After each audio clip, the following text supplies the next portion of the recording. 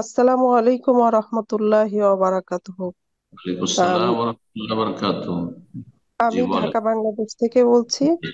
বলেন। শায়খ, আমার প্রশ্ন হলো যে এই যে আজানের উত্তর দেওয়ার ব্যাপারে, যে আমি একজন শায়খের কাছে শুনেছি যে আজানের উত্তর দিলে ওই মসজিদে যতজন সলাত আদায় করে ওই হুম। সোয়াবটা নাকি যারা আজানের উত্তর দেয় তারাও পায়। আসলে এই কথাটুকু কতটুকু সত্য? আর লাইভে যদি আমি আজানের উত্তর দেই মক্কা মদিনার, সেই ক্ষেত্রে কি আমি সোয়াব পাবো সরাসরি লাইভে যেটা উত্তর এই হয়? কথাটি তোমার সহিহ আকীদার শেখ বলেছেন না আমাদের দেশের বক্তারা বলেছেন? উনি পুরাপুরি সহি আকীদা কিনা এখনো আমার সন্দেহ, কিন্তু ওনার একটা প্রোগ্রামে আমি শুনেছিলাম এটা।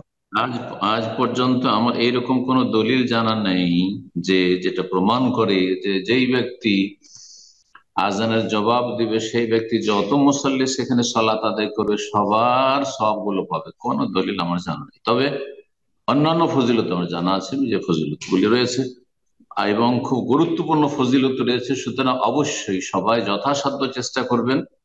যদিও কাজটি সুন্নাত, ওয়াজিব ফরজ নাই। আর যদি কেউ আজানের জবাব না দেয় আর আজানের পরে দোয়া না পড়ে তাহলে গুনাহগারও হবে না, কিন্তু অবশ্যই অবহেলা নেকি হাসিলের ক্ষেত্রে বা নেকি অর্জনে প্রতিযোগিতার ক্ষেত্রে। সুতরাং বলবো যে এই সুন্নাত নফল আমলগুলি যথাসাধ্য আমলের চেষ্টা করবেন।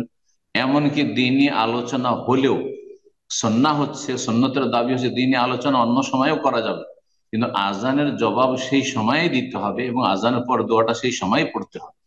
সুতরাং এই ক্ষেত্রে দিনই আলোচনা বন্ধ করে দিতে হবে, দিনই মাহফিল বন্ধ করে দিতে হবে, প্রশ্ন উত্তর পর্ব বন্ধ করে দিতে হবে, দুনিয়ার কাজকর্ম বন্ধ করে দিতে হবে, কোরআন তিলাওয়াত চলো কোরআন তিলাওয়াত বন্ধ করে দিতে হবে। তারপরে আহ আজানের জবাব দিবেন আর তারপরে দোয়াগুলি পড়বেন। ইনশাআল্লাহ তাআলা তাতে অনেক বড় ফজিলত রয়েছে, কিন্তু যে ফজিলতের কথা বললেন সেই ফজিলত সম্পর্কে আমার কোনো দলিল জানা নেই। আল্লাহু আ'লাম।